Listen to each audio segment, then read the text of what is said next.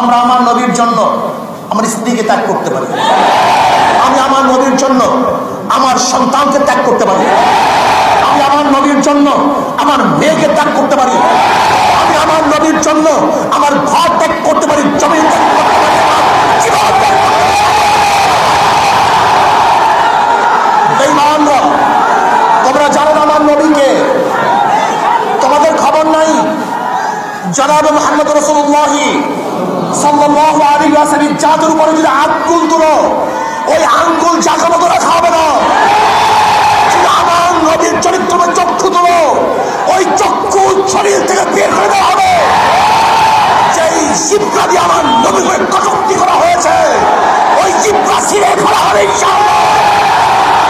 বুখারীর মধ্যে রওয়ায়াত আছে, আব্দুল্লাহ ইবনে ওমর রাদিয়াল্লাহু আনহু রওয়ায়াত আছে, রাবী বলেন একটা আঘাত পিছনে ছিল না, সমস্ত